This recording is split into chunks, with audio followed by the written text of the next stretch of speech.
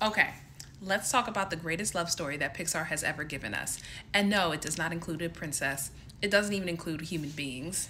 Hi, my name is Alyssa, and this is Pixar Origins, where we talk about the creative processes of developing Pixar films and also discuss the themes that occur in the film as a result of this. Today, we are going to talk about WALL-E and why it is not only the best love story Pixar gave us, but also just a call and a public service announcement to climate control and also keeping the environment well. So this guy right here is Andrew Stanton, and he created the idea while having lunch with both John Lasseter, who previously ran Pixar, and Pete Docter, who currently runs Pixar. And I've already covered a few Pixar films that they've both each done.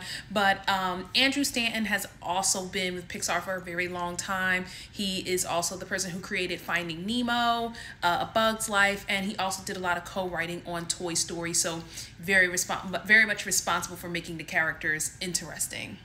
Now, you're probably thinking that WALL-E, started to come into conception after Finding Nemo was done. But actually, this idea started all the way back in 1994. So Andrew and Pete, again, after having lunch, they started to develop the film. And at first, they were going to call it Trash Planet. And that was around like 1995. Unfortunately, they just did not know how they wanted to develop the story. And so at some point, Pete goes on to say, well, I'm just going to go ahead and direct Monsters Incorporated. And so Andrew was kind of just left with the project.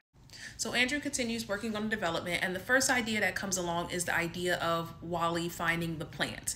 The second idea that comes along is deciding that WALL-E is going to fall in love with Eve.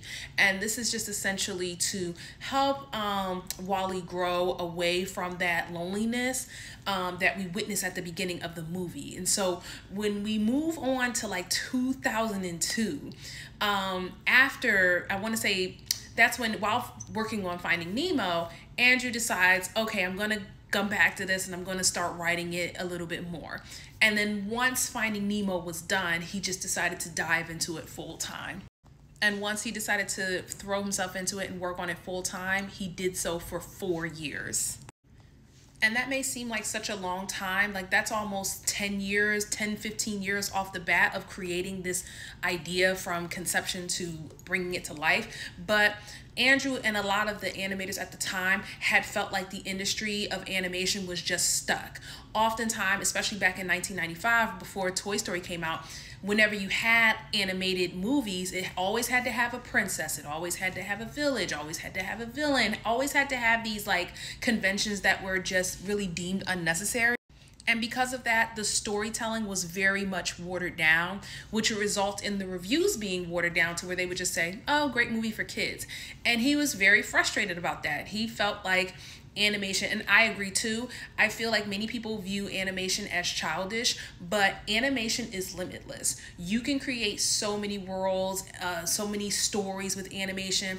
And so Andrew just essentially said, I'm gonna have to prove everybody wrong by making this movie. So he really went all in because this movie was supposed to defy everything we knew about animation and it being limited in a box. So the concept of WALL-E all began with the question from Andrew Stanton. What if mankind had to leave Earth and somebody forgot to turn off the last robot? And we see that. WALL-E is the last robot. Off the bat, Andrew knew that he wanted to make WALL-E like this low job, like this robot that has like a low wage job in a sense, being a trash collector, a menial job, because that way it could make him sympathetic. We also see he wanted WALL-E to start off in the movie being lonely, and we see that. And WALL-E, it's not till we learn later that WALL-E has been on this planet by himself for almost 700 years, just doing his job over and over again. And for the first 20 minutes, he is alone. Yes, he has a pet cockroach, but that's not real like engagement. It's like an animal. It's not another machine or another human being. So he is essentially lonely. And the concept of WALL-E was supposed to be kind of like this nod to Luxo Jr., which is Pixar's mascot, and also R2-D2. And with this design, it would tap into pantomiming, which is when, there's no talking. And that's interesting because we do end up getting that for the first 20 minutes of the film. There is no talking. And so when Andrew was writing the script, he was writing out the dialogue, and he was really taking inspiration from Dan O'Brien, who wrote Alien, who would write dialogue, just like 3 or 4 words within like little brackets, which will ultimately describe like what the character should be doing.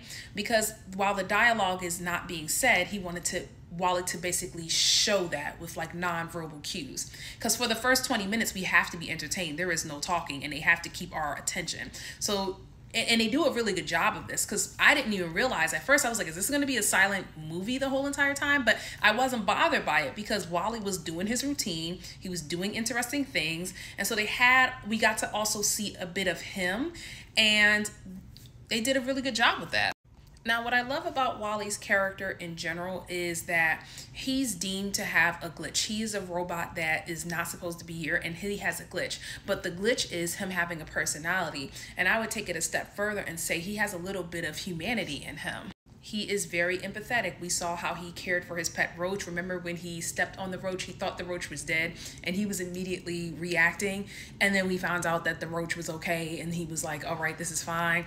And even when Eve arrives, like, he's very caring of her. Like, he's fascinated with her, but he's also very caring for her. He wants to protect her. Even when after she has the plant and she's just kind of like, inactive, he just keeps protecting her the entire time. When he gets on the ship and he has the human beings, he's helping them up. Even to the very end of the movie, we just see how empathetic that he is, down to even sacrificing himself so that Eve and all of humanity can move forward.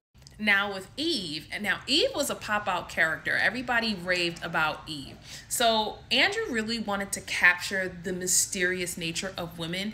He wanted to make her just more technologically more beautiful and stuff, like more new and more advanced. So that way she looks pretty, but pretty in a way that another robot would see that beauty, not in the way that humans would view. But I argue, like, even the difference, like, I was just like, oh, like, she looks new, like, she looks more intriguing than somebody like Wally, who's just a little bit, broken down. In an interview, Andrew went to share that he wanted to try to capture the emotional intemperance of what he has always witnessed between a male-female relationship.